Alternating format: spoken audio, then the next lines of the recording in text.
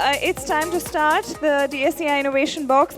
Please put your hands together for Mr. Atul Kumar, Lead Government Initiatives and Global Trade. Atul, the stage is all yours.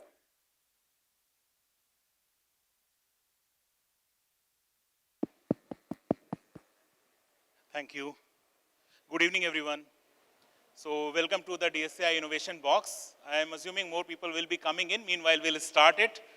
So I'm really happy to share that this year we are completing 10th year of DSCI Innovation Box. In year 2014, at the AISS in Mumbai, we have launched this first time. It was kind of a very small experiment that we have made that time when the overall ecosystem was not so matured as we see today, right? Today we have more than 350 product companies. That time we had hardly 30 product companies. We wanted to have a platform which can help our companies to demonstrate what cutting edge solution and innovation they are bringing for the ecosystem. While we were conceptualizing, we wanted to make it a community and an ecosystem effort. And that's why we tried having a jury panel along with the votes from the audience, and this is how we have conceptualized, so that jointly the ecosystem will identify the most innovative product of the year. If I look back these 10 years, a couple of things that comes to my mind that from the 30 companies to 350 companies, that ecosystem has definitely matured. And accordingly, this initiative, Innovation Box, has significantly matured. And a lot of credit goes to the winners of this Innovation Box, participants of the Innovation Box, and the audience and the jury members who were part of this. All the Innovation Box winner, if you see, they have actually reached to such a great level within a very short span of time. I'm really happy to share that every time the winner of Product Company of the Year, past winners, not necessarily Innovation Box and the Product Company of the Year supported this initiative within a couple of years of winning that initiative and moved to that next orbit. Whole community came together to establish this, and today we have reached to this level where we are doing it at the main stage, and a lot of more people are joining for this. With this, I'll not take too much time as we have already slightly delayed.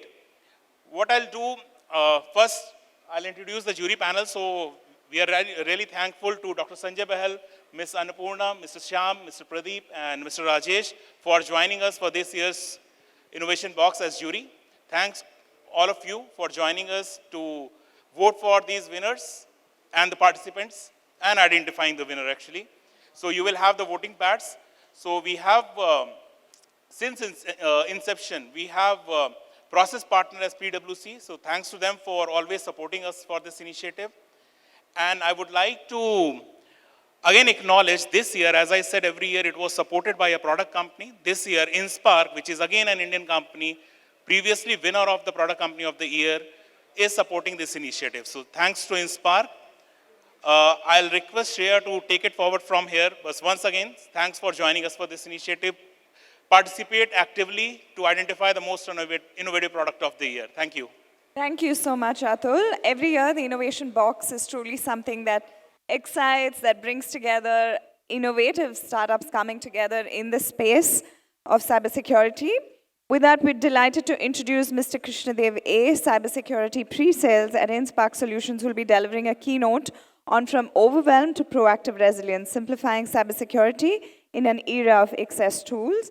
Over to you.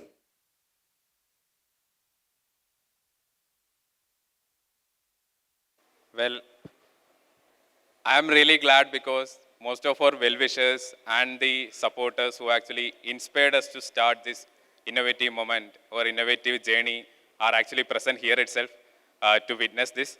And to be honest, like all of you, I am also mostly excited to move to the next session where we can actually see some more innovative products that came up in the last 1 year or the last couple of years.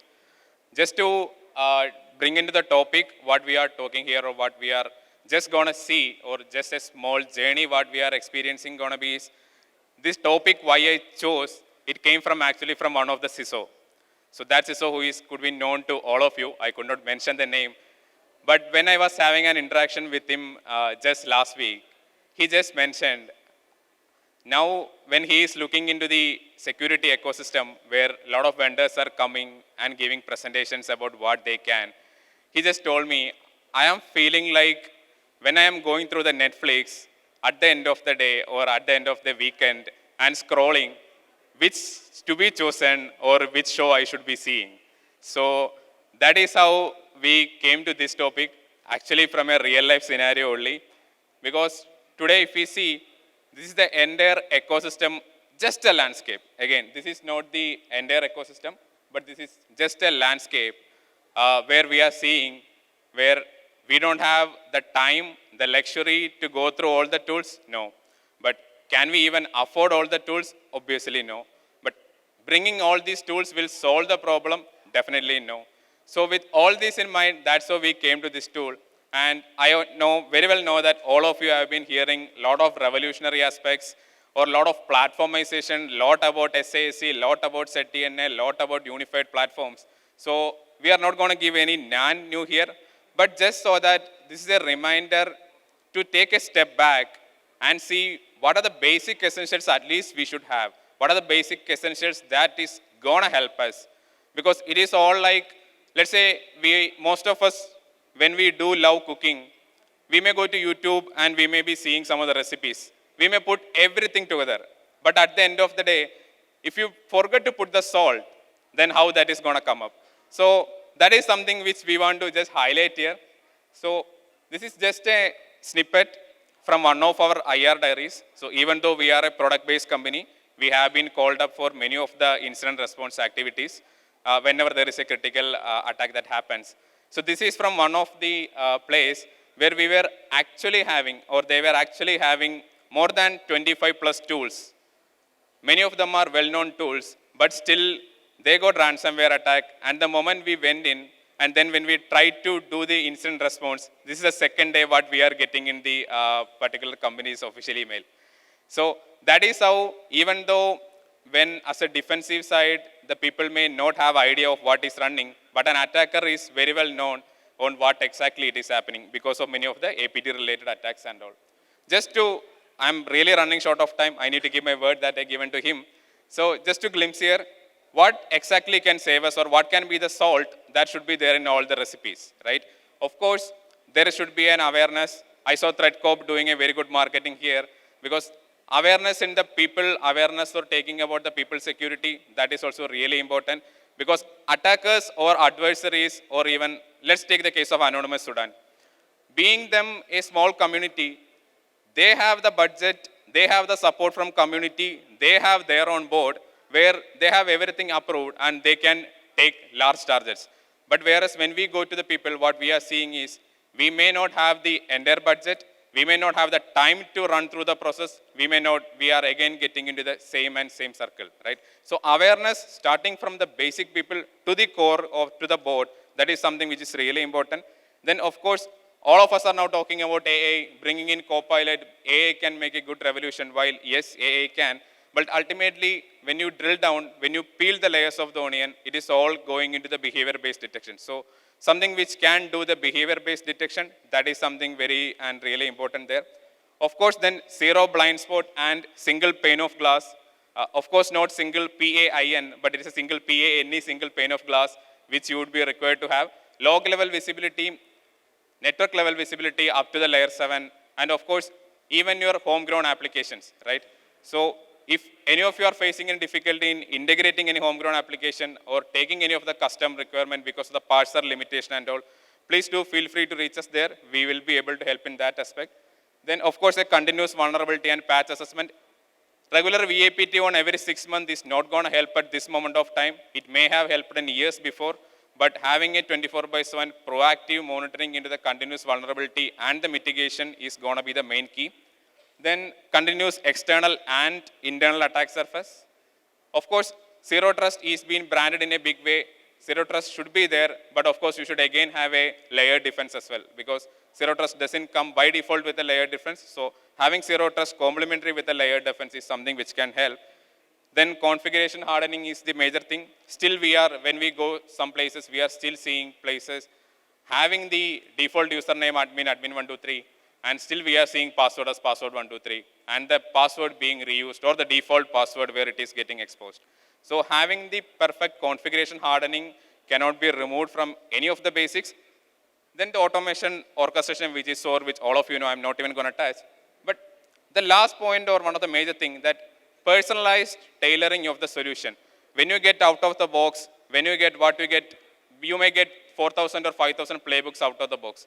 But until and unless you can refine it, you can tailor it, or your vendor supports to tailor it to your custom use case, to your security architecture, that is not going to be efficient for us. That is where we are seeing the gap, right? So I will be skipping few. Just 2 minutes about Innspark. We are a deep tech company, which is a make in India company. We were, of course, like we mentioned, last year security product company of the year. Last 1 year has been a very interesting journey for us. We have got more supporters. We were able to capture, we were able to, I would say, disrupt many of the legacy technologies which have been there in the market with sheer innovation. Of course, we are available there. We can discuss about all these products or any of the services there. And these are few of the locations from where we are currently operating or which we are going to upcome. So any of you here as a partner or as a member or as a distributor or as a customer, we are very welcoming. And then this is just a picture which we were here, so I can clearly feel how all our startups who have been selected as the innovative product would be feeling right now, because we have been there in the security product company of their last time. So the one major reason why we sponsored, like he also mentioned, is because we know how hard it has been to come into industry and break the conceptions which have been there just because of the legacy. It is just the sheer innovation and of course the support from a lot of well-wishers which helped us to tackle this. So now when we reach that stage, when we are able to do it coming from this level, we want, it should not be just alone our success story. It should be a success story about the entire Indian startup ecosystem. This is something which not only us, all the startups here, all the innovators here should be telling out to the world tomorrow that this is the time when actual innovative startups from India can go out to the world and tell that this is our time where we can change the legacy, where we can disrupt the technologies, where we can bring in sheer innovation. So with that, I will leave the stage to the innovative finalists who are there. I will also be there because it is very passionate, very happy, very proud to see that within the last year, whoever have been selected, all of them have been doing really good. And let's all join together, and they all deserve a lot of appreciation from that side for coming up to this level. Let's all join in that thing. Thank you so much. Yeah. Thank you so much, Mr. Krishnadev. Thank you for the enthusiasm and the excitement. I think the hall is feeling that as well. I'd now like to request Mr. Anas, Director of Cybersecurity India from PwC, to brief us on the process and criteria on which contestants would be judged for the Innovation Box. Over to you, Mr. Anas. Thank you, Shreya. A very good evening, audience, participants, and the esteemed jury members. We welcome all of you over here. We'll just quickly brief in terms of the process that was being followed for the Innovation Box. Maybe have the slides, please. Yeah, sure. So just go to the next slide.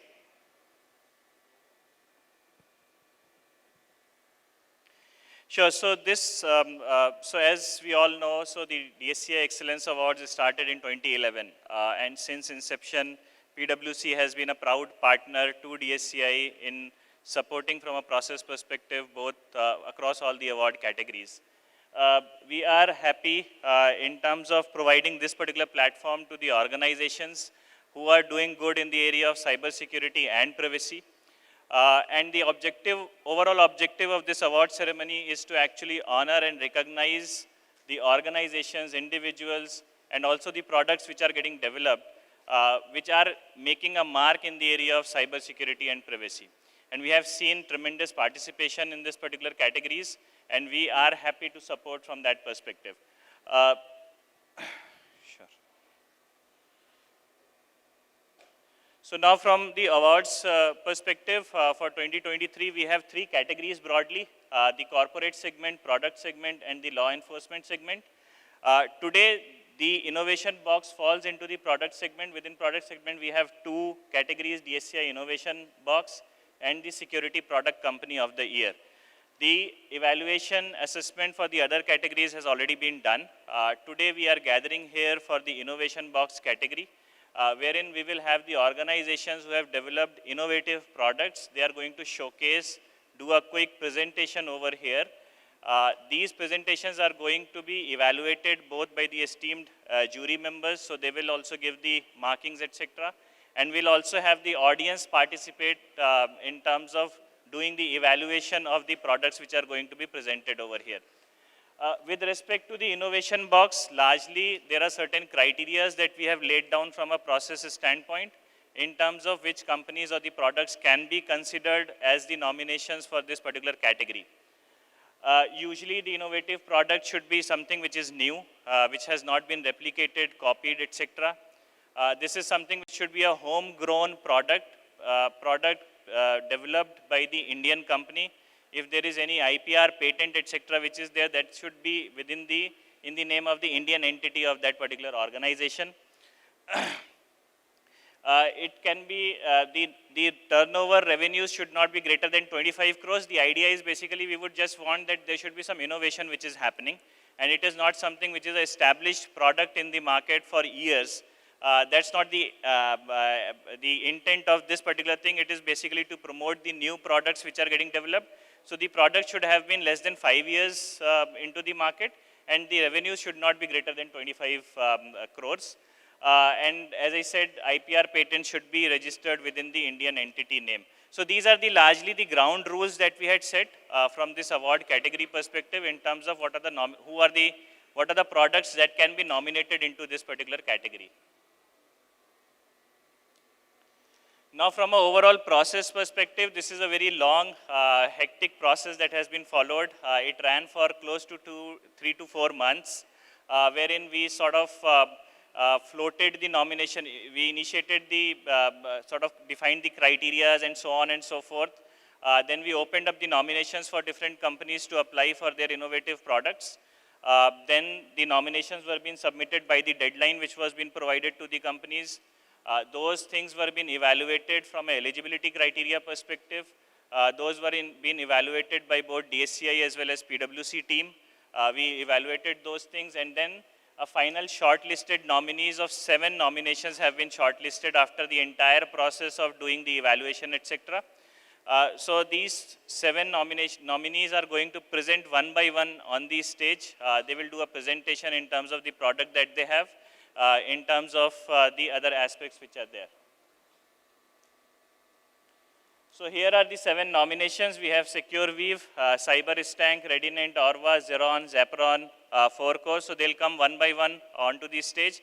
They'll do a presentation of the solution that they are proposing. From today's process perspective, what they are going to do is they are going to do a 5 minutes of presentation. Then we'll have a 2 minutes of question answer round, where jury will be asking the questions relevant to the product which they have, and the nominees will have to respond to those particular queries. Then we will open up the voting lines. So here audience can also participate in terms of choosing which is the best product, best innovation product of the year. So we'll have the voting lines which is going to be done by the audience. Then we will do a calculation of marks, etc., and then we'll arrive at the finalist. The calculation is going to consider both the marks from the jury members as well as the audience. We have given 70-30 weightage, 70% weightage to the jury members' markings, and 30% weightage is going to be given to the audience poll. So this is the entire process that we are going to run today, based on which we are going to finalize who is the winner and who are the top 3 shortlists which are there in this category. Now, from an evaluation perspective, broadly, these are the 3 things that we have to keep in mind while evaluating the products.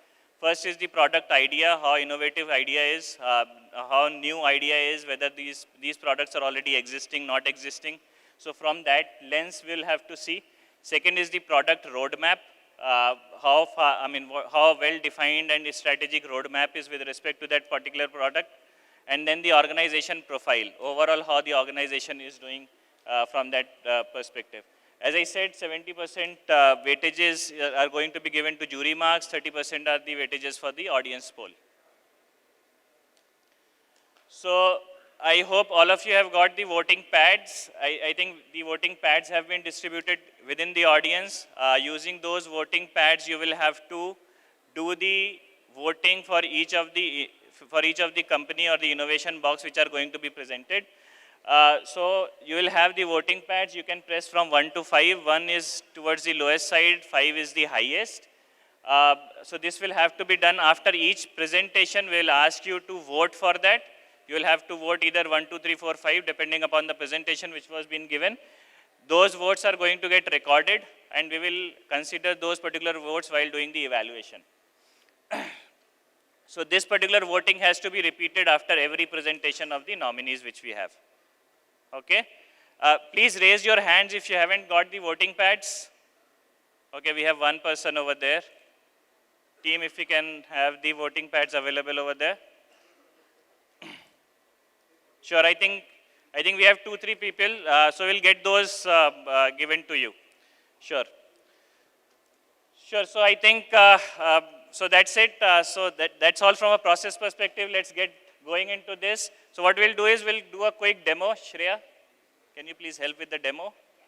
So we'll do a quick demo in terms of just to make sure that how voting is being done, and then probably we'll move into the presentation. So that's all. Thank you so much, and please participate, engage, and do the votings good. Thank you.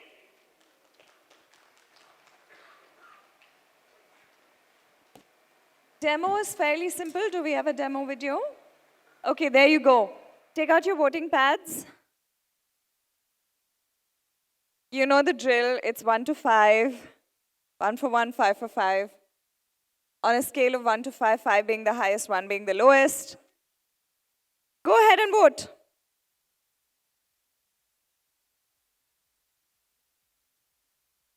Audience, are you with me? Clearly not. Audience, are you ready to vote? My God, what amazing energy. I'm electrified. Let's see the results.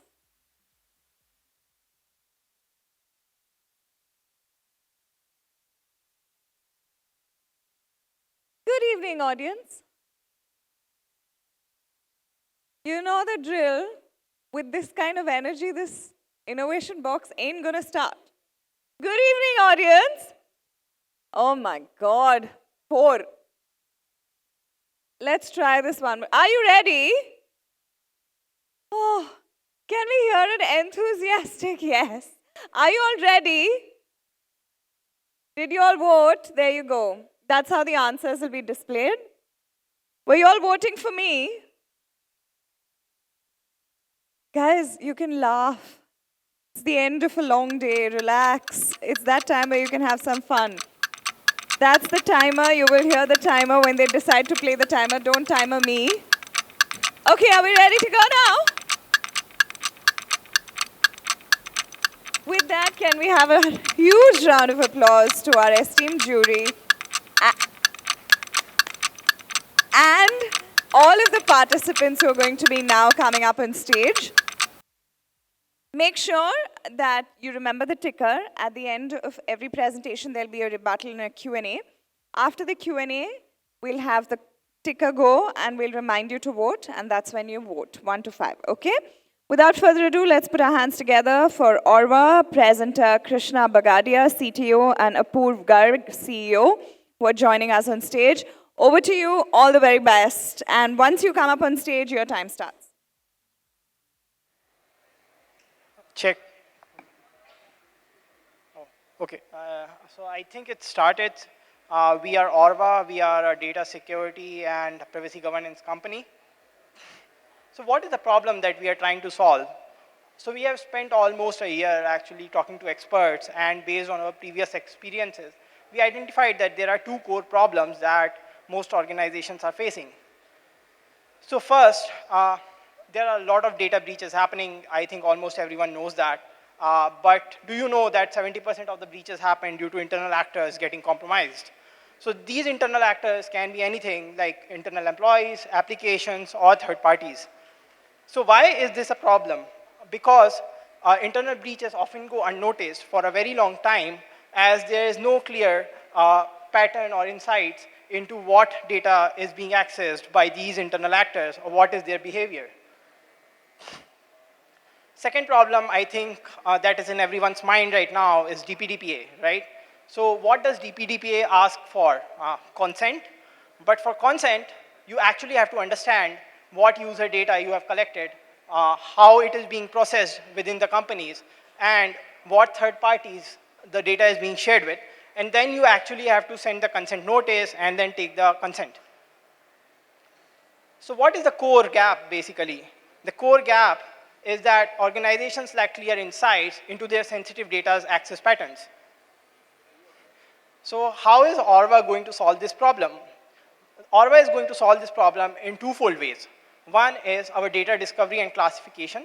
We help you understand what sensitive data resides where, so across all your data assets.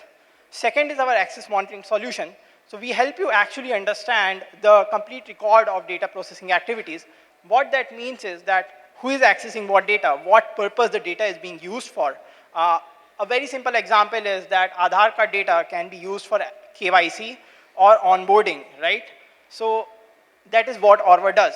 We also tell you if like a new application is accessing Aadhaar card data. For example, if payment application is accessing Aadhaar card data, that's a clear anomaly. We also tell you that.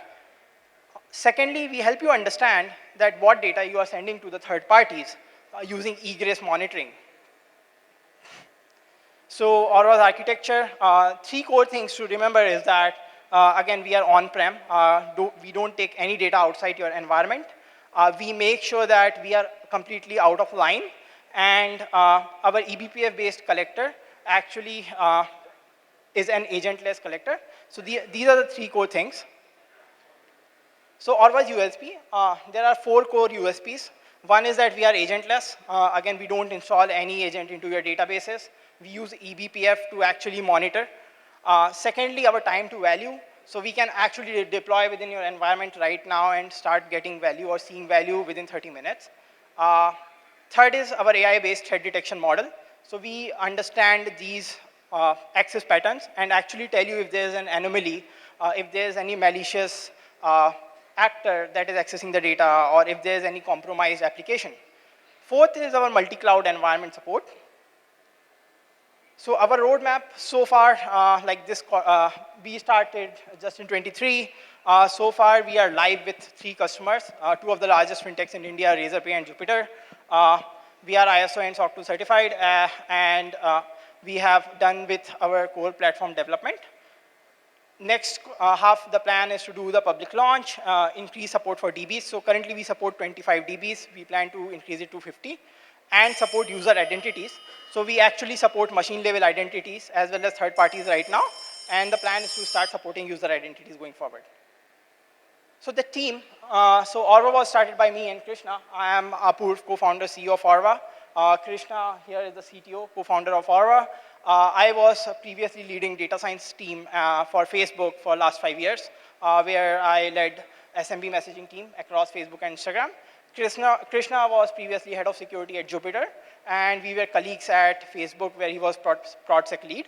We also have Akash, Yash, and Anuj in our management team. Akash was engineering director at Sprinkler. Yash was platform engineering lead at Zeta, and Anuj was head of engineering at DurianPay. So we have got a team of experienced people. So currently, we have raised $2.2 million from our top investors, including Nexus Venture Partners, and global executives, including Chris Bream, Rahul Sood, etc. Yeah. Okay, it's time for open to questions. Q&A. Jury, it's over to you. Yeah. Can we have mics for the jury, please? Jury, would you have any questions for the? Yes. There's one question. Can we get the mic over to the jury?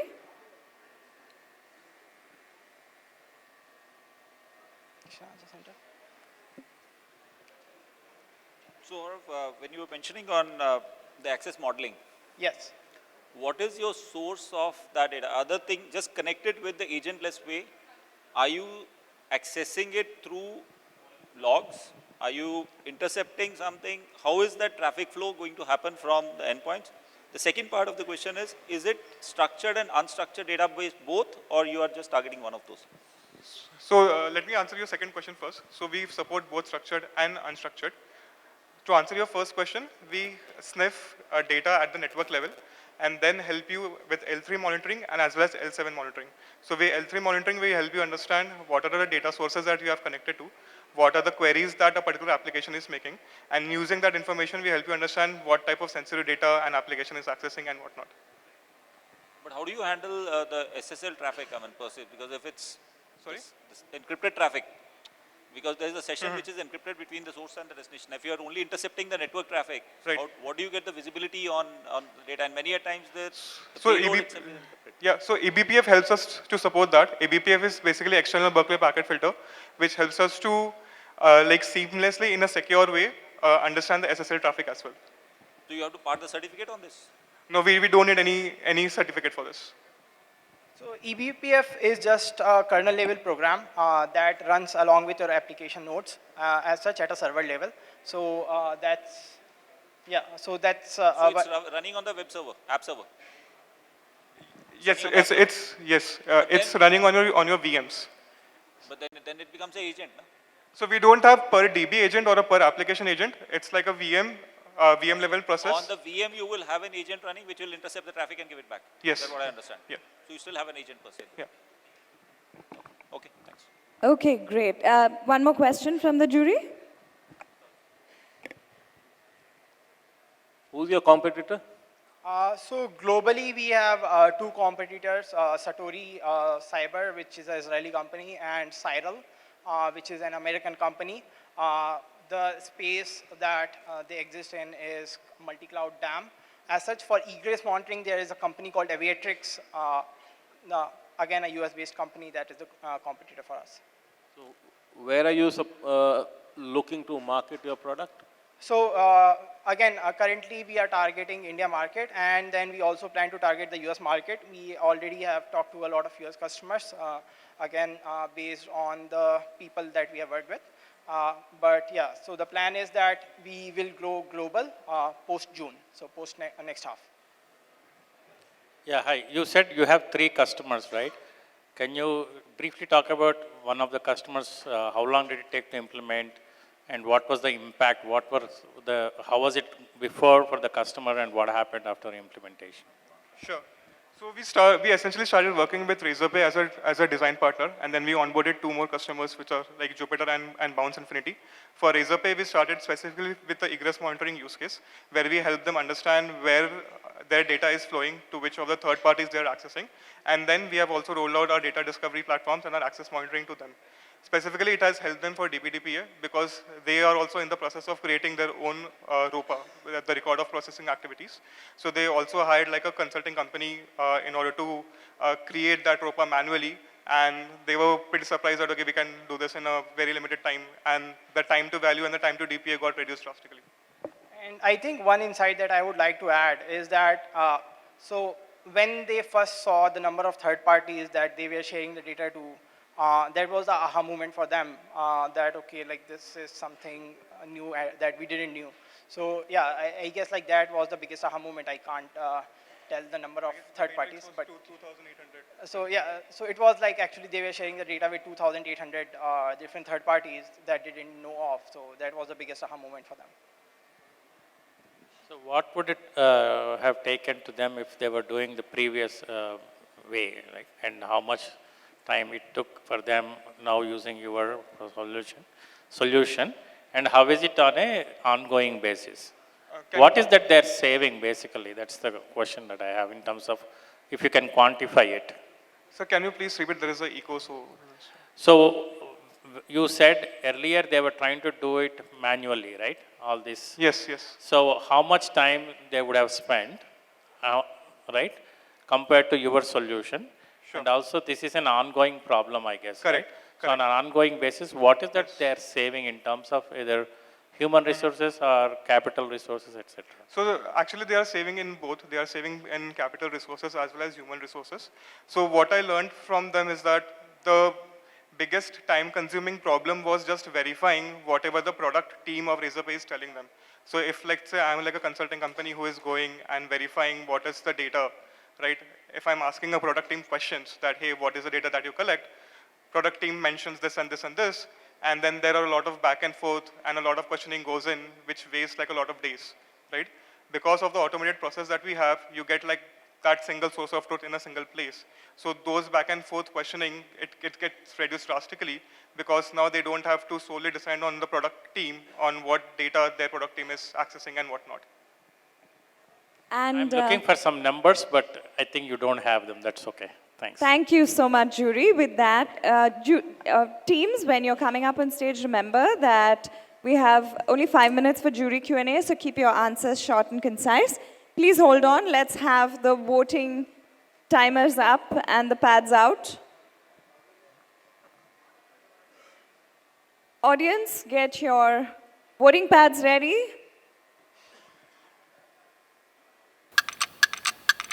The timer's clicking. Go ahead and cast your votes.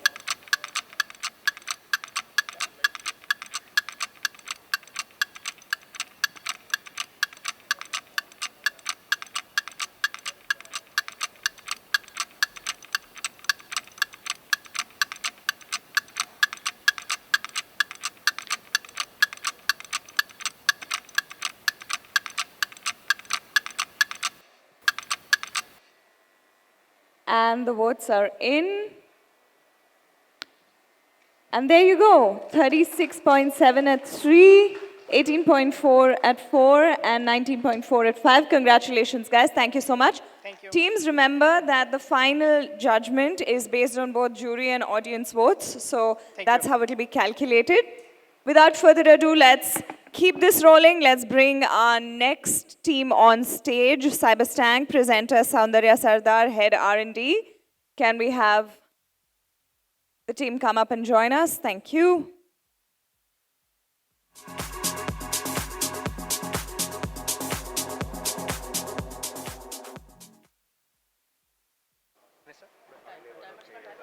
Yeah, hi everyone. My name is Sohardya. I handle R&D at Cyberstank. So today I'm very keen on bringing you the actual innovation we were working on, that is the Scrutiny anti-ransomware engine, to actually address the problems that were being caused by ransomwares nowadays, right? I don't actually have that. Which one? Right. So basically, who we are. So Cyberstank is basically a technology-driven company. We are mainly into malware detection, mitigation, and sanitization. Yeah. Detection and sanitization. And we have a core team of very vastly experienced members that have been in the malware detection space for a decade now. And since our inception, being a deep tech startup, we basically wanted to, forge alliances with strong OEMs. So till date, we have 60 plus alliance partners in terms of if you are looking at integrations.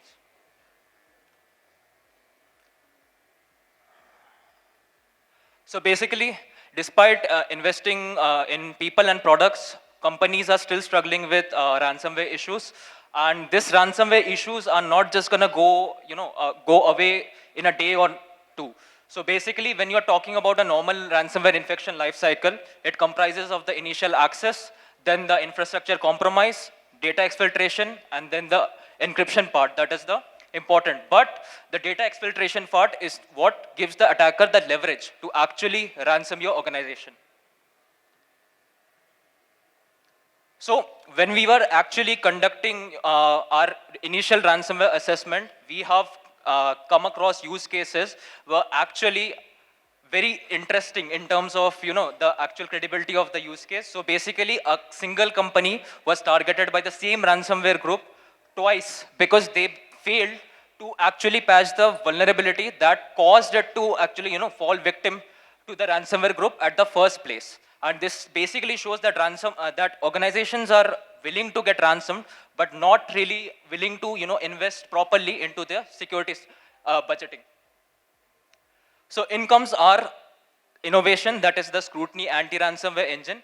So Scrutiny anti-ransomware engine is basically takes a layered approach. This is a predictive approach that makes sure that no ransomware can actually start encrypting your files and also provides you the complete endpoint visibility in terms of the infrastructure, where you can threat hunt also for ransomware activity based on rules, Sigma, Yara rules, and telemetry data correlation.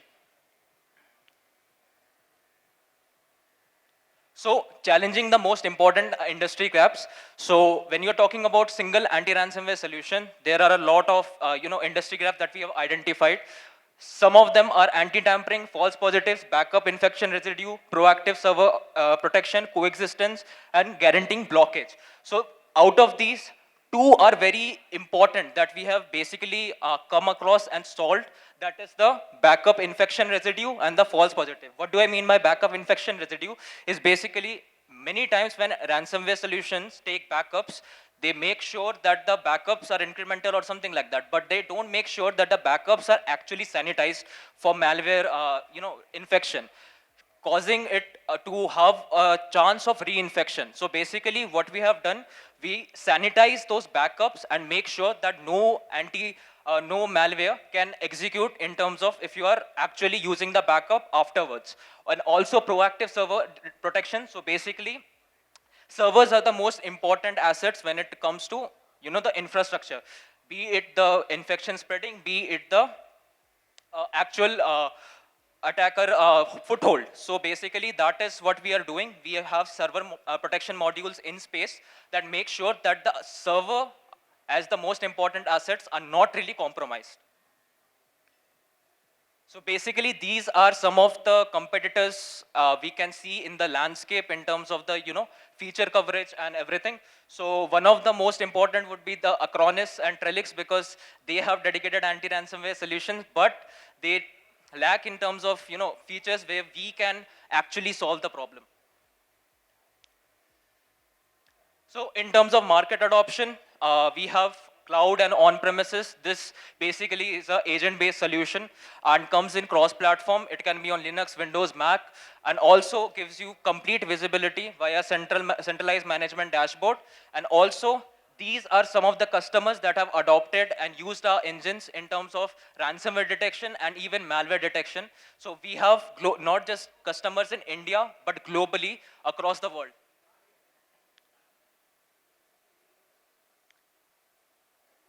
So these are some of the partnerships that we have, basically where we compete with other anti-malware vendors to provide you verdicts that make sure that you are getting the right verdicts for file. It can be malicious, it can be goodware. But the point is to provide you the accurate verdict and the detection possibilities. So thank you everyone for inquiries, please. And let's have a QA, sir, please. Jury, it's over to you for Q&A. Any questions?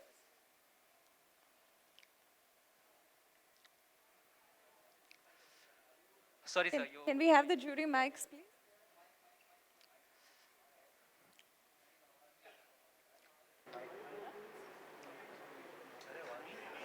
So if you can speak, yeah, sure. Yes, yes.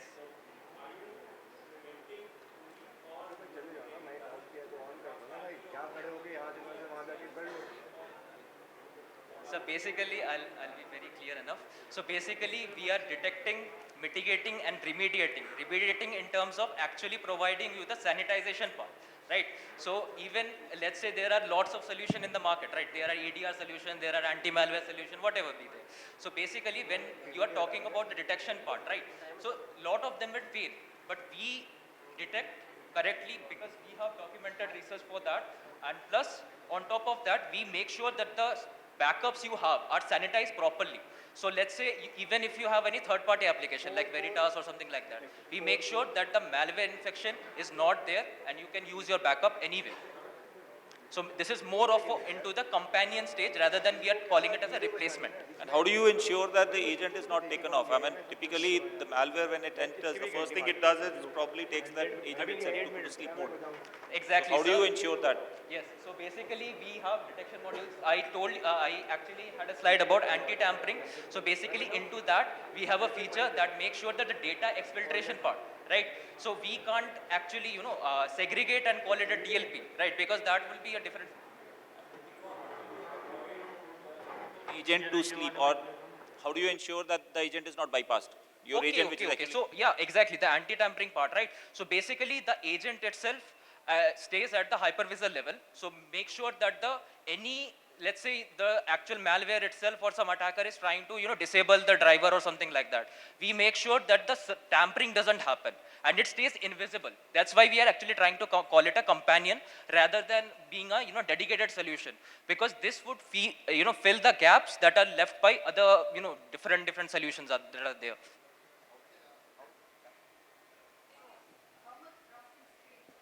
Sorry? Ma'am, actually it's but CPU capacity. oh, yeah, exactly. Again, coming to the companion part, so basically we make sure that the agent itself is very lightweight, and even just on the starting part, we have actually 1.2 to 2% CPU consumption. After that, it stays totally silent, and during actually, let's say, in any case, there is an actual encryption scenario, right? Then we have saw it spike to up to at least like, let's say 10 to 20%. That was the most it went. Time is up, so... I do Okay, have you one can question. go ahead. One more question. Can you talk about your founding team? You don't have a slide on that, and we have to judge you on that. Yeah, actually. So basically, my director is there, Rohit. So basically, he has experiences in companies such as McKinsey and DR United. So basically, he has been into malware detection space for long enough, and also into the management team. We have people that are, into the malware detection space and the sales part, right? So basically, they have been in the business development part for at least a decade into various companies like Checkmarks is there, other companies. So basically, they have vast experience. Okay, thank you so much. It's time for the voting pads to be out. Can we have the voting portal open?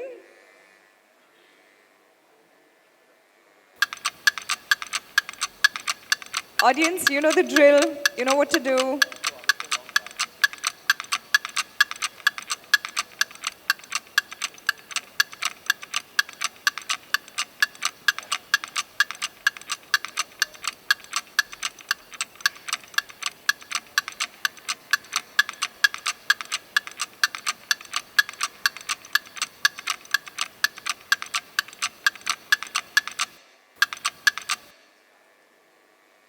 And there you go. Thank you for the vote of confidence, everyone. Have a nice day. A good range of scores. Congratulations.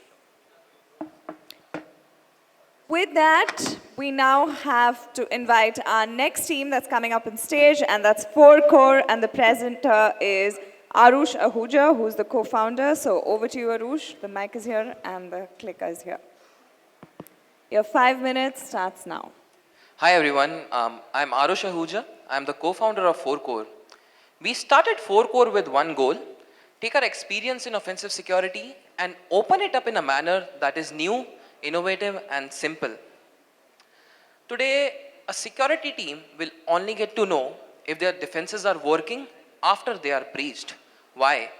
Because we only rely on a promise of security rather than an evidence of security.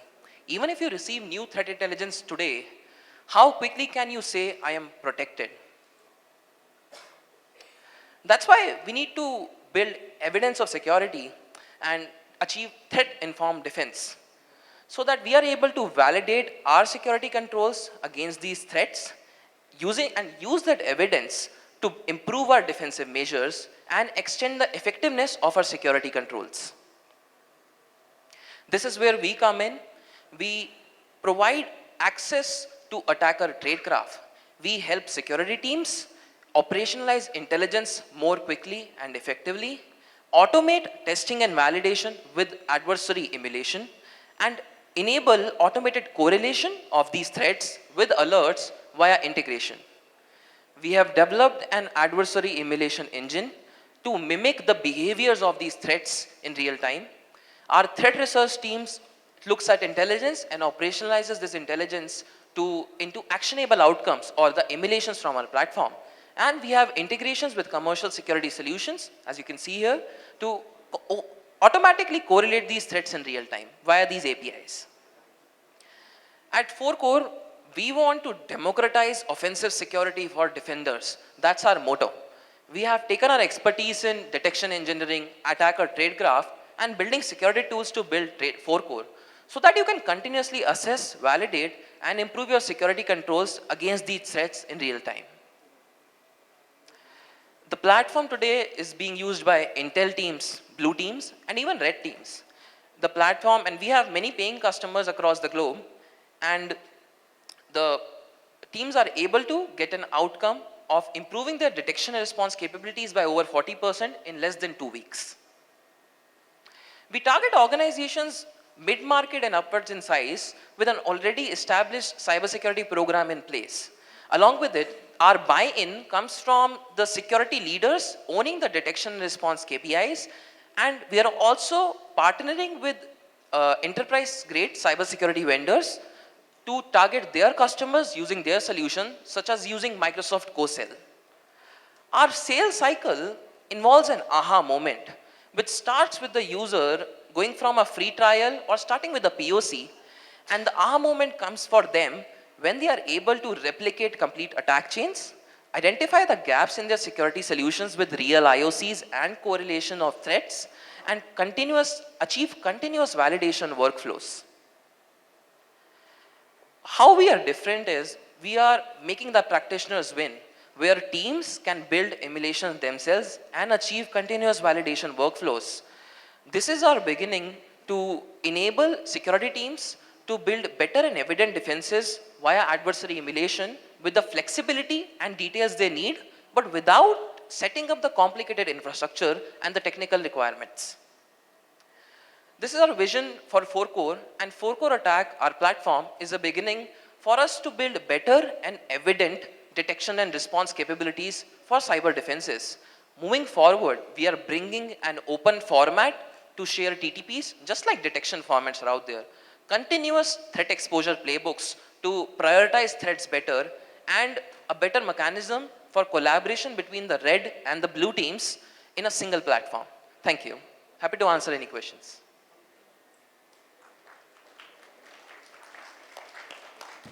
Jury, it's over to you. Can you bring up the competition slide? I mean, there are batch solutions. So where do you think you are different than what probably Simulate or Safe Breach or maybe PicaSurf? So, sir, if you look in the 3 section of the industry, so it's also organized chronologically. Simulate, Pica, Safe Breach, these are the companies that came earlier. Attack IQ side, these came later. We want to focus primarily on threat actors as well as enabling infrastructure. We are a company which focuses a lot on providing the ability to create your own attacks or creating your own simulations.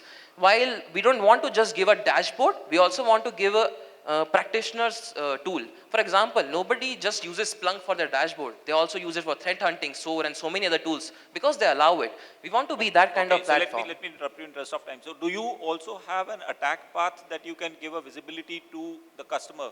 That, okay, so primarily seeing the threat, seeing the exposure, that, okay, these many hops are you are away from a particular breach or incident?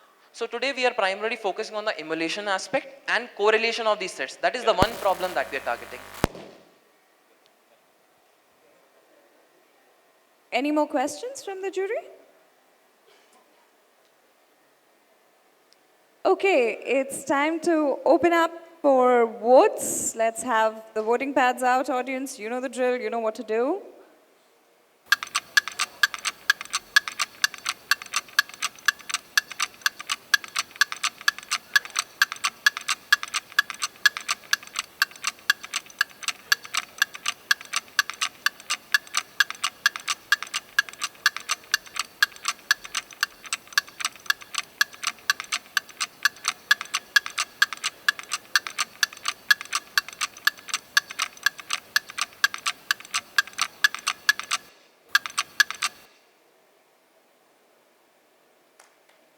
And there you go, the results have spoken. Thank you, everyone. Thank you so much. Following 4Core, we now have Readiness Innovations Private Limited. Presenter is Divyanshu, who's the CEO. Divyanshu, the mic is here and the clicker is here. Over to you. You have 5 minutes, and here's your clicker. Yeah, good evening, everybody. Divyanshu Verma, co-founder of Readiness Innovation. Just to give you the perspective, we are an IoT security startup. What's one thing in focus, that cyber physical world in this era of digitally transformed where everything is cyber physical has to be secured. So let me take you through that. Sorry. What problem we are solving and if this problem is worth solving or not. What we have seen is today, whole of the life, starting from CCTV camera to access control to health, is moving towards cyber physical systems. We wear devices, devices tell us we are safe, devices tell our cars are to be driven in a particular way, devices tell us an autonomous vehicle will run or not, devices tell us our life is secure or not. So it's very important for us and organizations to protect this device.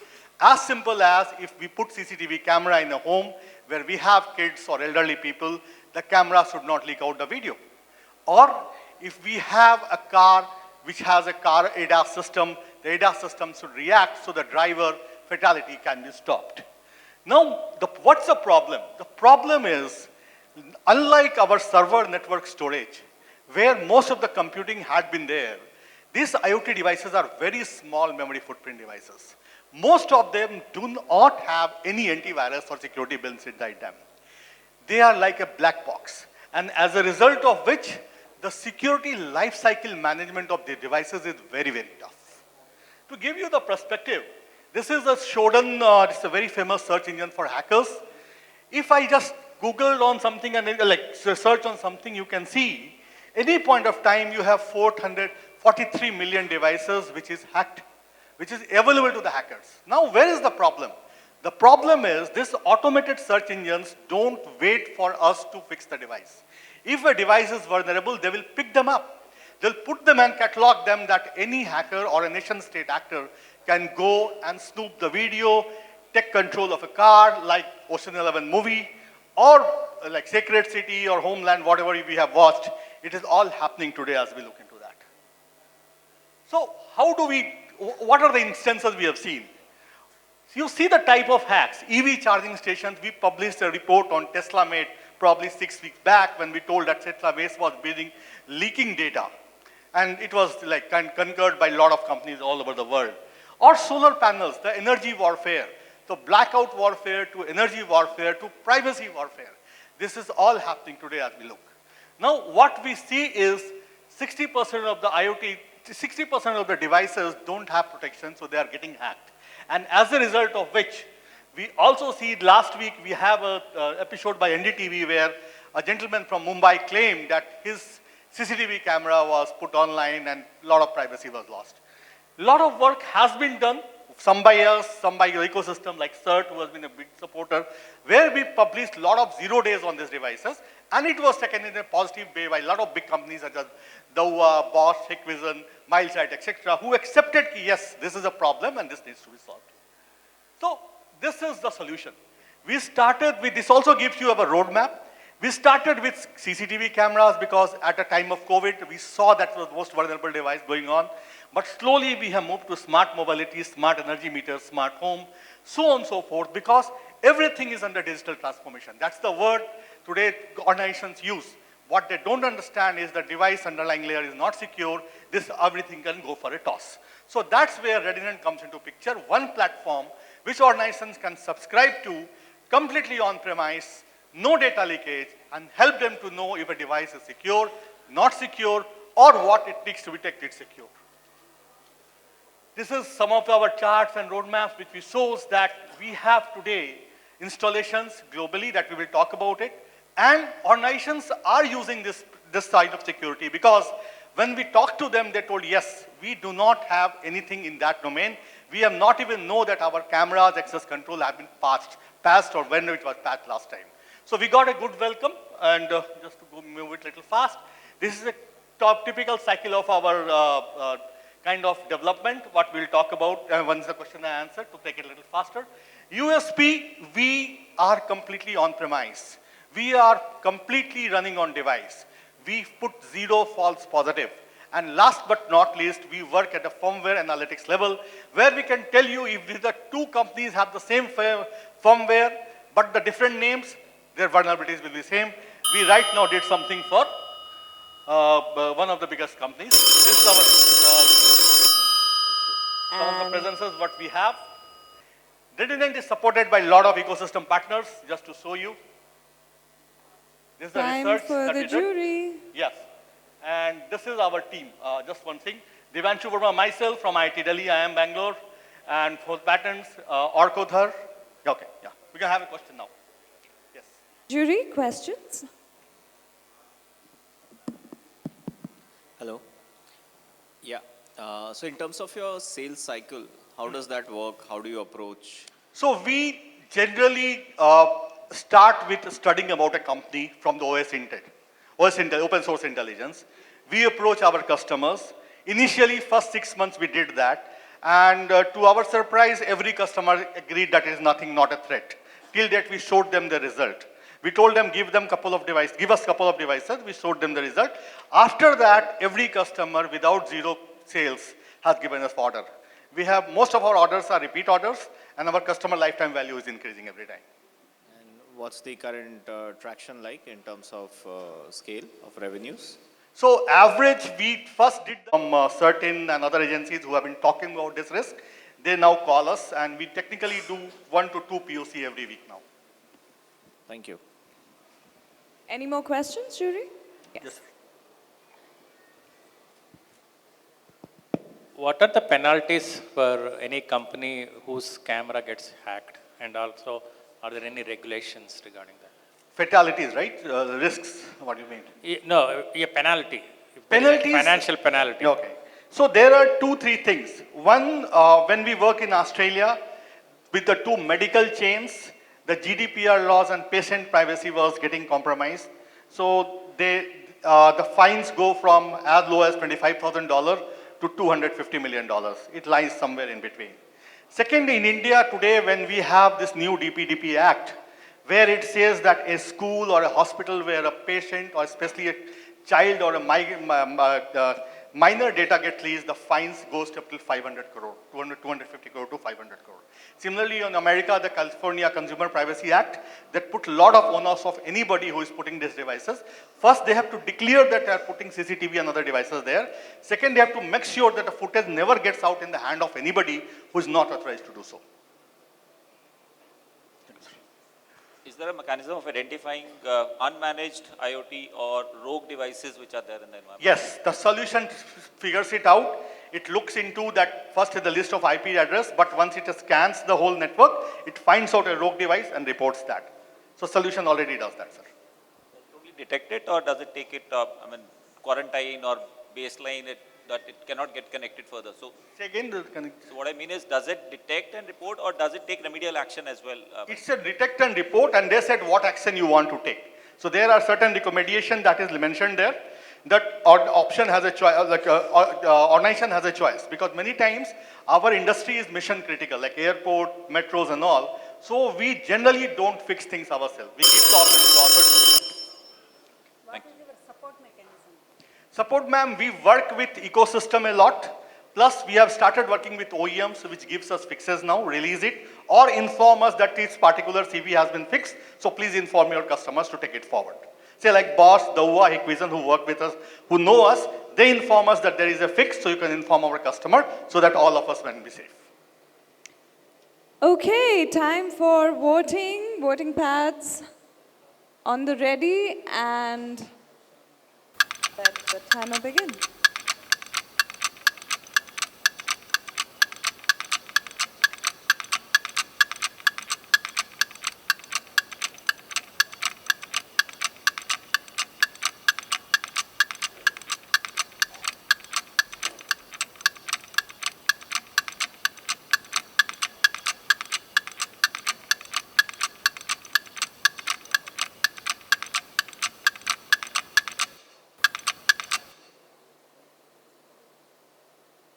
Thank you. And the numbers have spoken. Next up, we have Secure Weave Research Labs Private Limited, and we have presenting on their behalf Dr. Prem, who is the co-founder. The mic is here and the clicker is here, sir. Over to you, and your time starts now. Good evening, ladies and gentlemen.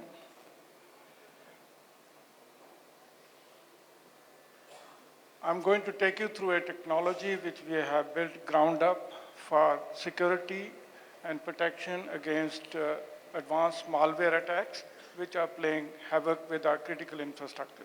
And you've seen this phenomena happening with Ukraine as well as Israel.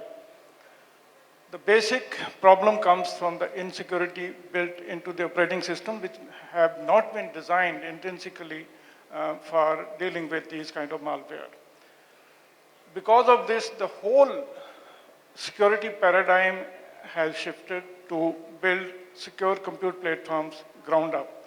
For example, China has abandoned the use of Microsoft Windows, Linux, as well as Android, and they have built their own secure operating system as well as native processors.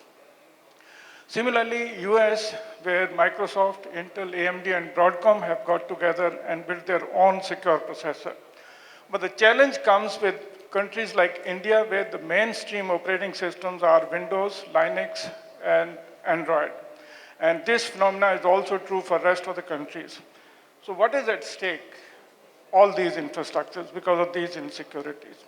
So this is what we found was a huge opportunity about 5 years back, and we decided to build a technology ground up to secure all these 3 operating systems for protection against this malware.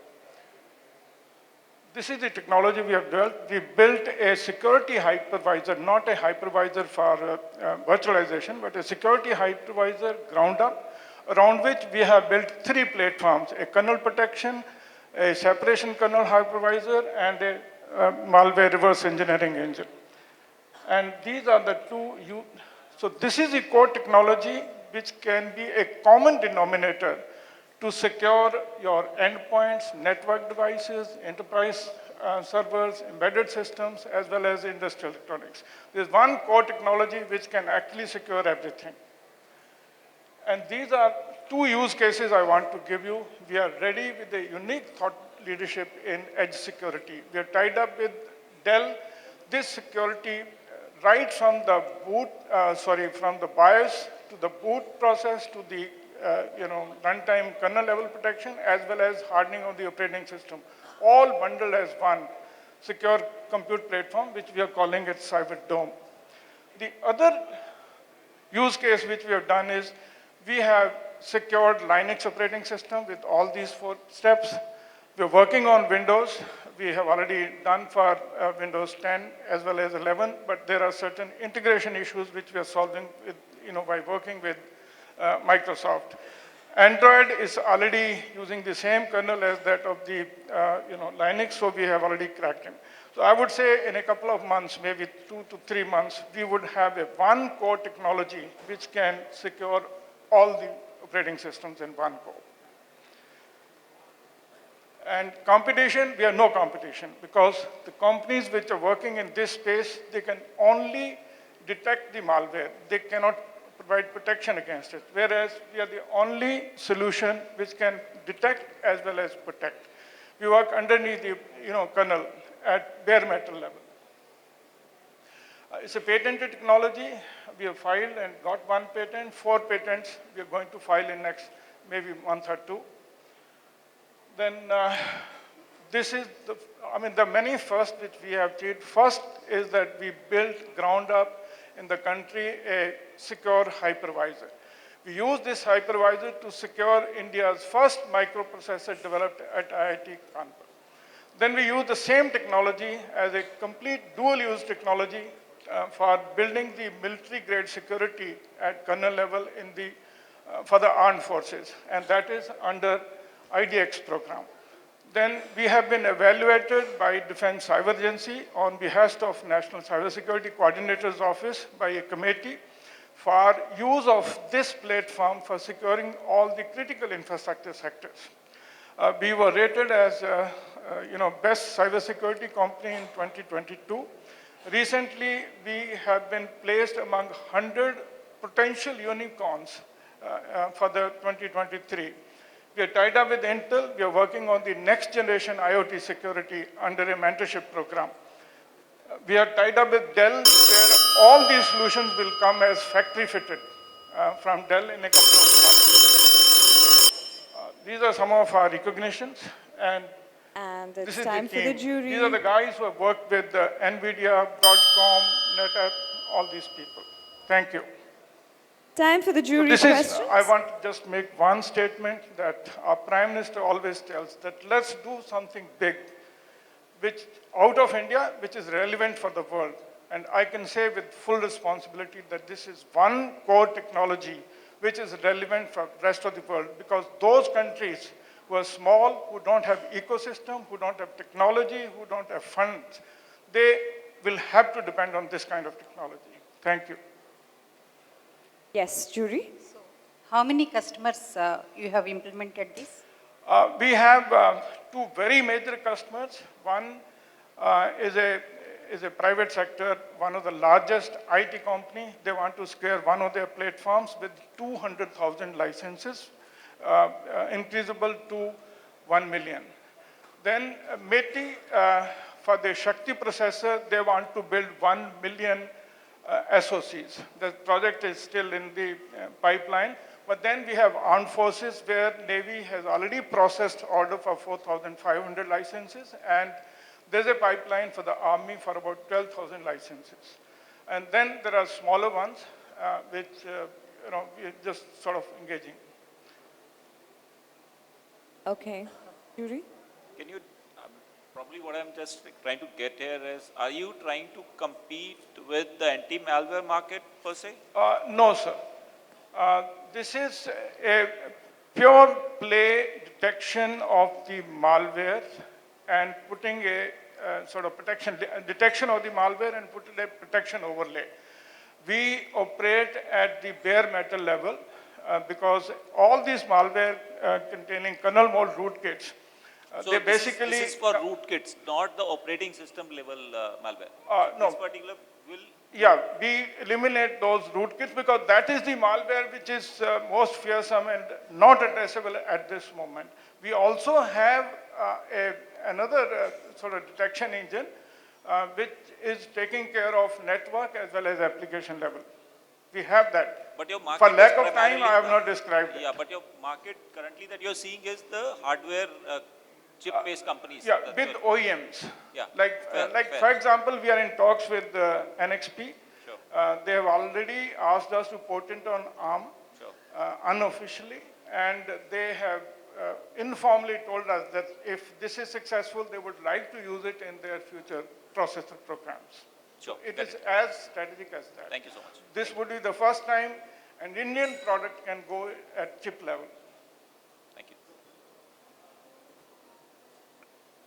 So this does not require any support? Sir? The product does not require any support, right?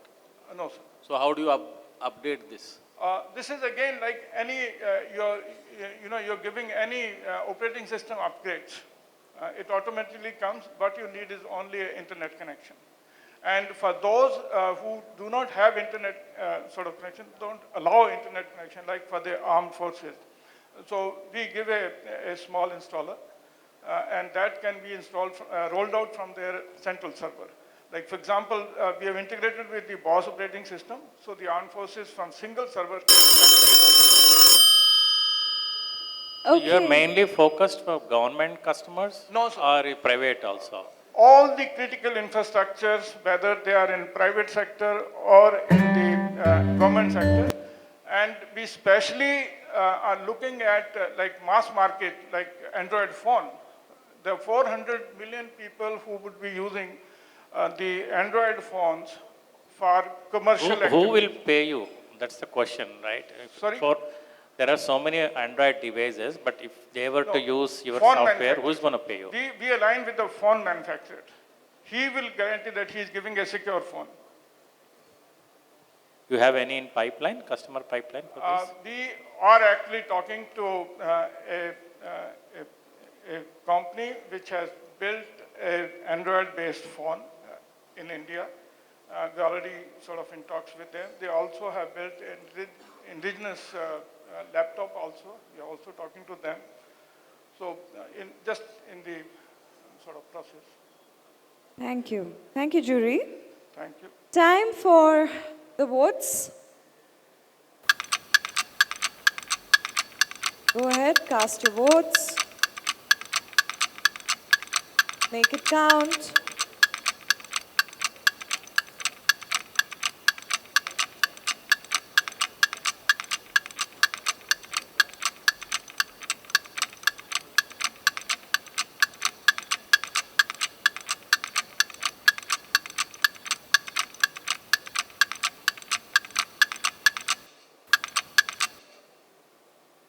And there you go. There are the results. Congratulations.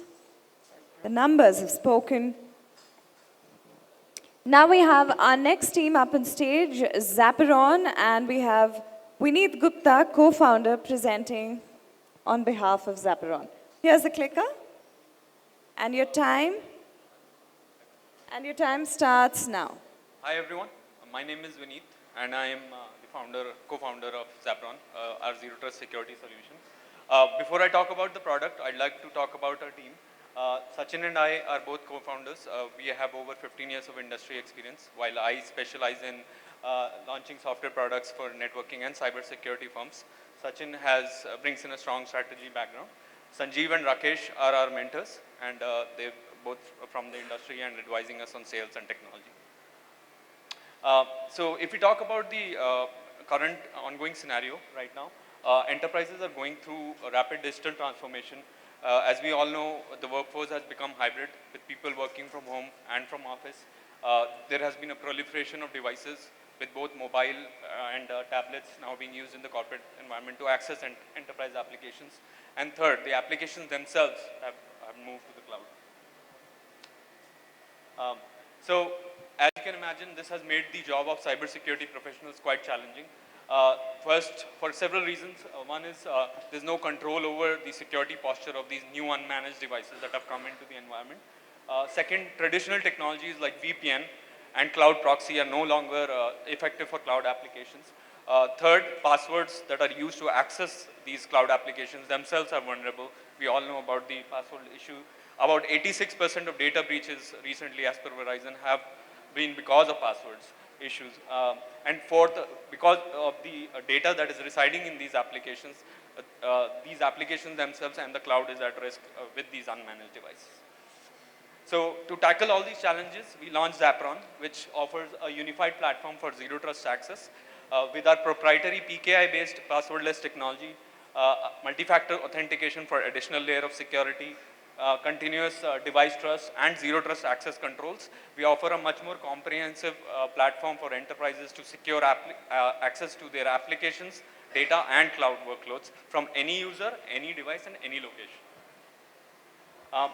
As you can see, the RBI, SEBI and IRDI have already released regulations around these four major core areas of authentication, privilege management, cloud server access and log retention, which is already covered by our product. And that's why we say that all the enterprises that are using our product will stay in compliance to these norms. In terms of our product roadmap, we are currently working on zero trust use cases for user applications and cloud, but we plan to add use cases around IT, IoT, internet security and micro-segmentation to offer a much more holistic platform that covers network and infrastructure as well. With that, I'll leave it to Sachin. Sachin will play a quick video of our product. So what we do is we install an agent that allows the user to log in. In the background, it authenticates both the user and the device, installs an encrypted signature of the combined entity, and then using that signature, you get validated first, and then you have an MFA that comes in between, which is the additional layer of security I talked about. And then you get redirected to our dashboard of our catalog of applications from the enterprise. I think this is running a little slow. Yeah, so you can directly go to these applications as well, and it will work the same way. We will broker the access in between when you get to these applications. It works the same way even if you're trying to SSH or remote desktop into any of your cloud servers, which is a big advantage that we offer compared to all of our other competitors as well. As you can see that we just got RDP because of this signature that we have installed. The zero trust access policies piece, you can add policies around IP, location, device trust, session management, cloud data protection is another one we've added recently. So that, and if any device is not compliant, it will block access immediately and it will give you the reasons why we blocked access. So that's a big advantage, and they can rectify the situation in real time if an antivirus is off, and they can get compliance again. And the admin on the other side, through the dashboard that he gets, he can actually see the monitoring or have the monitoring of all the applications that were accessed, the devices that they were accessing it from through the reports that they get, and whether they were in compliance or not. They can actually get real-time alerts as well if something is not compliant. So yeah, with that, like I said, Zapron is a complete platform for any user, any device, and any application. Yeah. Thank you. I think. Rudy, over to Which you. are the identity providers you integrate with? I mean, is it a local authentication, or can you also integrate with any LDAP provider? Yeah, we can integrate with an AD or an LDAP that is on-prem or on the cloud. We have our own IAM and SSO, so we don't need an Okta or anything compared to what a Zscaler or a Palo Alto would need, right? So that's a big advantage we bring. We saw that gap in the market that you need so many disparate solutions to provision access to a user. You need a separate IAM provider, then you need a separate LDAP. You can have an LDAP.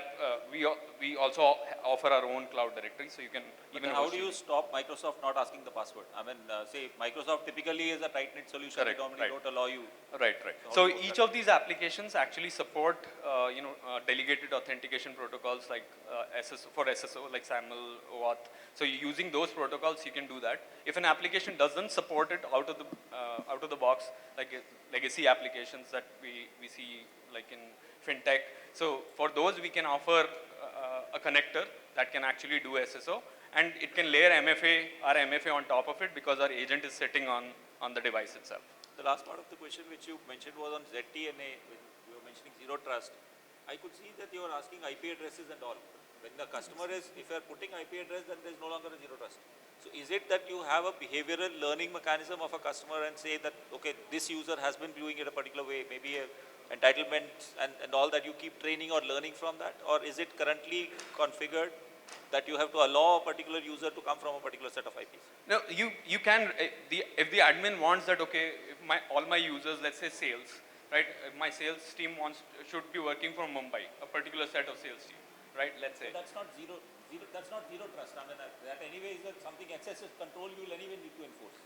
So it's up to the admin how much.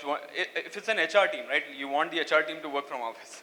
I'm assuming in most cases. So for those group of users, they can apply the IP or the location policy. Yeah. For sales, maybe they can keep it open. Again, it varies from organization to organization. Maybe what kind of policies the users might have should be taking to implement this? What kind of strategies or policies they should have?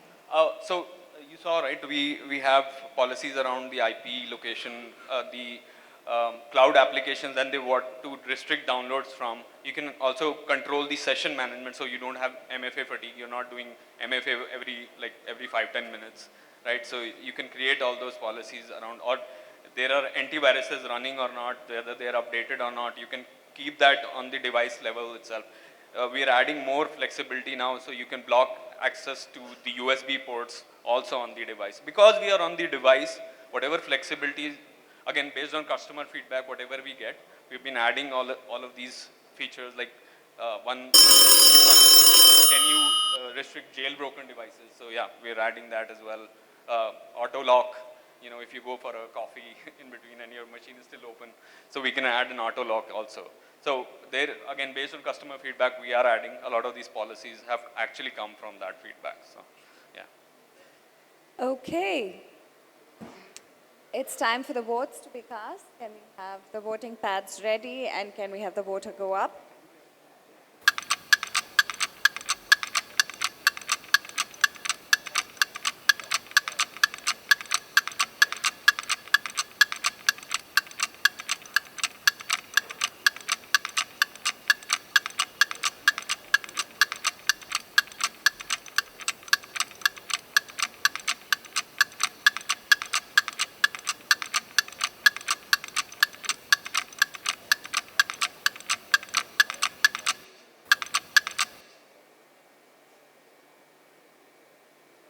And the everyone. numbers have spoken. Congratulations. Last but not the least, we have Zeron, and presenting for Zeron is Sanket Sarkar, who is the founder. Over to you. Good evening, everyone. So, the topic of the presentation that I've kept for today is informed decisions with cyber risk posture management platform by Zeron. Our vision is to be the single point of truth for cybersecurity decision-making in organizations. So, I'll be stating some facts here. 8 is the average number of cybersecurity solutions that an organization has. 8. Still,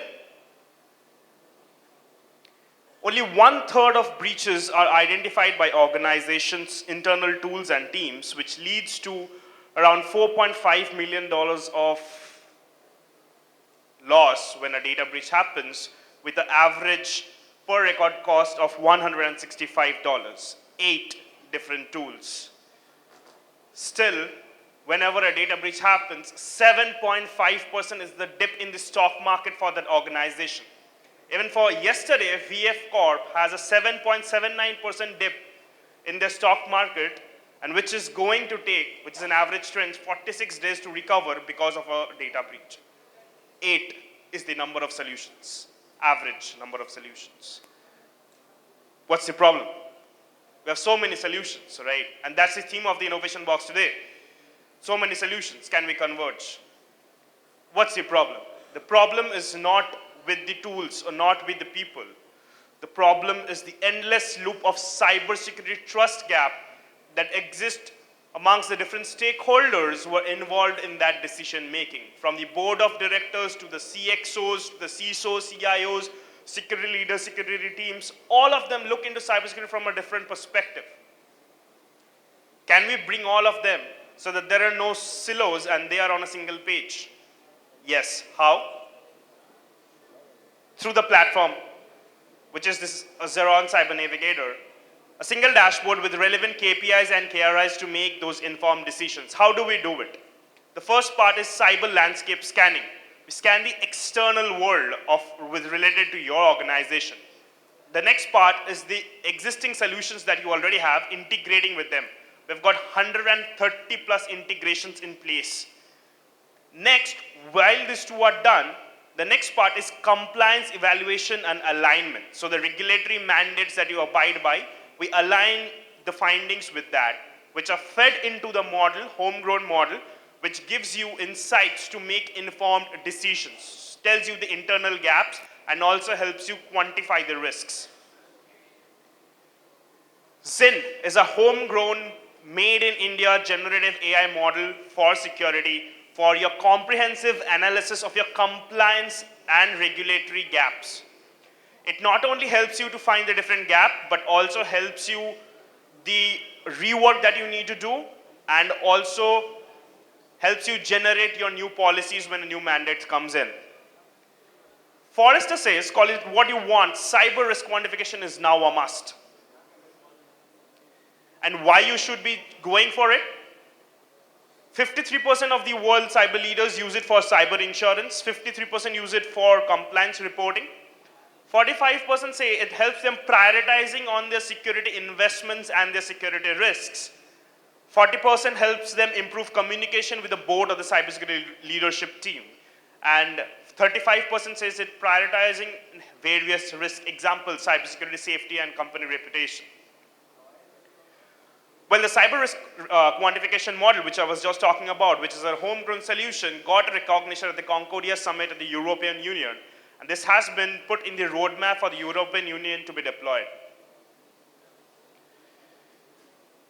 Talking about the ecosystem, which was one of the theme of this innovation box, we intend to create a vendor pulse, which is vendor risk assessment and the Zeron Navigator. So whenever a whole cycle of integration of two organizations are happening, they can see what's the risk posture as well.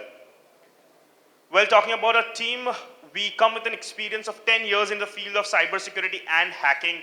Right, our core team was a team of hackers. Recently, Shantanu Sengupta, former MD and CEO of the APAC region of Wells Fargo, joined us, and we are backed by 100x VC. Varanium Capital and Yatra Angel Networks. These have been our chariots of growth in our path, and just a few, we have more as well, right? And it keeps on adding. That's all about Xeron. We recently got listed Gartner Peer Insights, and for everyone, you can just scan this QR to get more insights about Xeron. Thank you. Jury, for questions?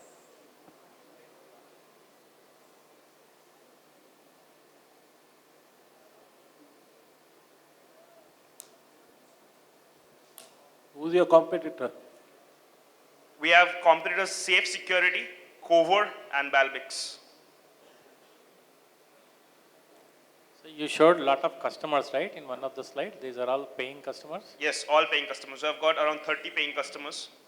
All from India, or you have abroad? We have customers from India, ASEAN region, which is Philippines, Singapore, UK, and UAE. And can you talk a little bit of deployment and how long does it take to deploy? Sure. As well as how long does it take to start seeing the results? Yeah, so the deployment from our end, it takes around, depending upon the size of the organization, right, takes around 3 days to 10 days, right, on the deployment front with all the integrations and everything. To get started and to get, for you to see results, it would take you 21 days.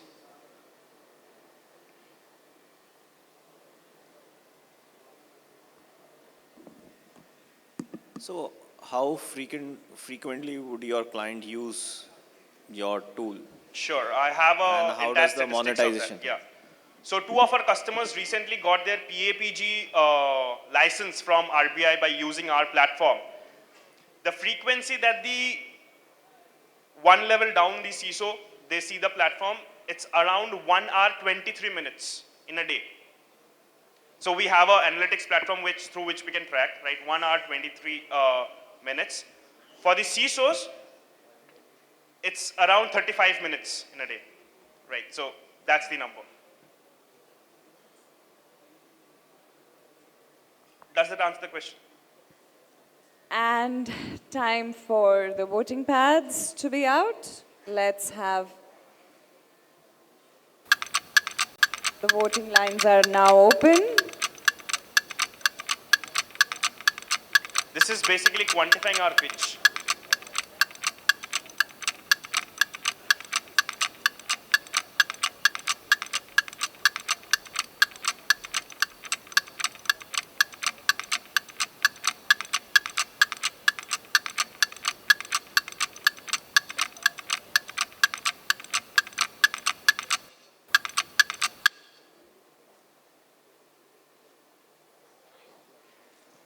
And the numbers have spoken. There you go. Congratulations. With that, that was all of the presentations. Rounding up, we are consolidating the scores. That will happen. Meanwhile, we have a couple of things to get through. So, the Center for Hardware Security Entrepreneurship Research and Development is a Ministry of Electronics and Information Technology funded national initiative on hardware security between DSCI, IIT Kharagpur, and IIT Madras. The Hardware Security Initiative works on accelerating progress in hardware security by driving groundbreaking research, fostering next-generation startups, propelling the development of innovative products, and building a thriving community of skilled professionals in hardware security. iHub Divya Sampark, a leading technology innovation hub at IIT Roorkee, established under Union Cabinet-approved national mission NMI CPS, leads the semiconductor devices, technology, and materials verticals. The Hardware Security Initiative is partnering with iHub Divya Sampark to create a framework to certify the devices against hardware security vulnerabilities, amongst other activities in hardware security. To sign the MOU, the Memorandum of Understanding, I now invite on stage Mr. Manish Anand, CEO, iHub Divya Sampark, Mr. Vinayak Godse, CEO, DSCI, Mr. Preet Yadav, Faculty Fellow, iHub Divya Sampark, who is instrumental in bringing this initiative into being, and Mr. Teja Chintalpati, Senior Program Manager, Hardware Security Initiative, DSCI. Please put your hands together as the MOU gets signed. Audience, stay on. You don't want to miss the results, so keep it locked for just a little while and we will come back with the results as well. Time for the MOU. Can I have a round of applause from the audience that's still in the room? Thank you, guys.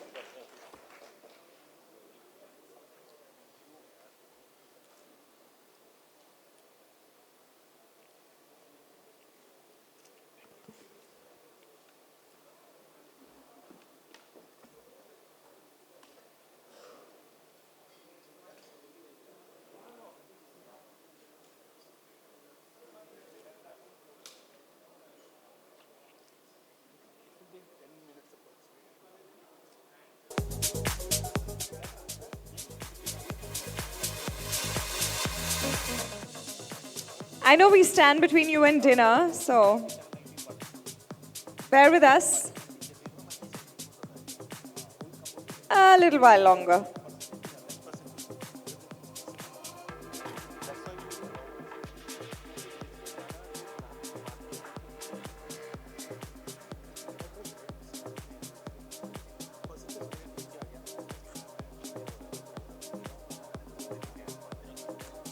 There you go, the freshly minted signatures on the MOU that's just being signed.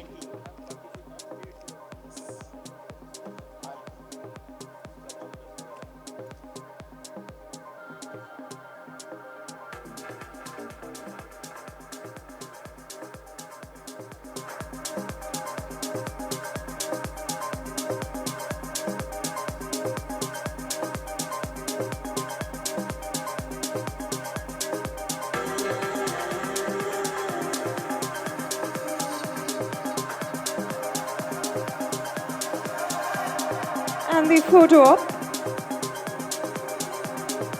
Audience, yeah, now's a good time to applaud.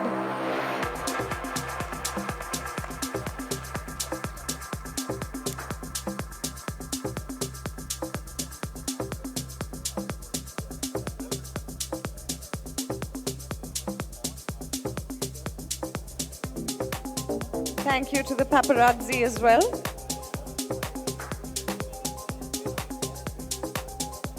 Thank you, gentlemen.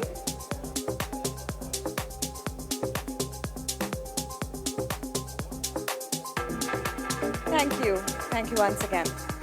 During October 2023, ThreatCorp and OFOFO carried out an extensive campaign during Cybersecurity Awareness Month. Woo! Are we clapping already? To garner insights and measures to secure organizations from rising cyber threats. The guide is a collection of techniques and methodologies shared by the prominent security leaders across industries. These visionaries, renowned for their expertise in people security management, share invaluable insights and best practices, offering readers a rare glimpse into the minds shaping today's cybersecurity landscape. The magazine name is People Security Guide. I cordially invite Team ThreatCorp, Pawan Kushwaha, founder and CEO, Paratosh Bansal, co-founder and CTO, and Deep Jung Thapa, co-founder and COO, and Angad, co-founder of OFO. I also extend my warm invitations to the security leaders who have been part of this magnificent guide: Vinayak Godse, CEO DSCI, Alok Shankar Pandey, CISO DFCCIL, Rama Devi, CISO Hindustan Zinc Limited, Abhishek Singh, CTO ICCS, Subhash Chand, CISO ICAR, and Baidyanath Kumar, CISO and DPO at JK Lakshmi Cement. I request all of the dignitaries to come onto the stage. It's time to launch the People Security Guide.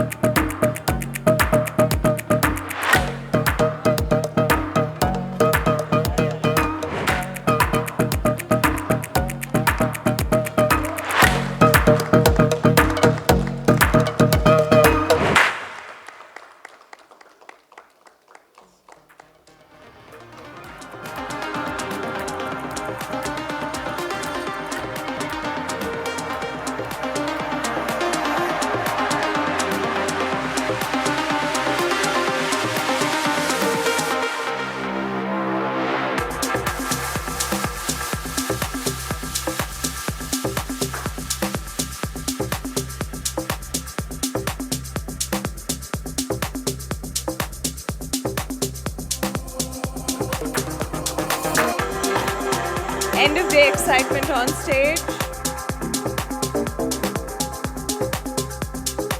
Thank you to the audience who's still around. Thank you guys. It's happy to have you all here. Which means I'm saying stay for some more time till we close.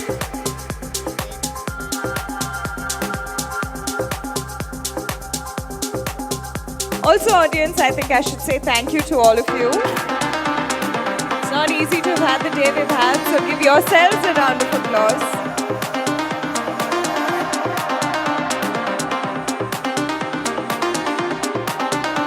And that is the launch of People's Security Guide. ThreatCorp and OFOFO.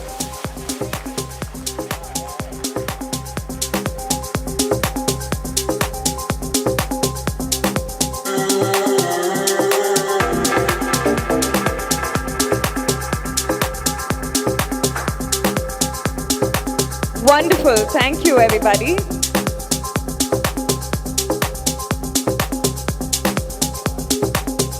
Thank you and congratulations to the teams all around.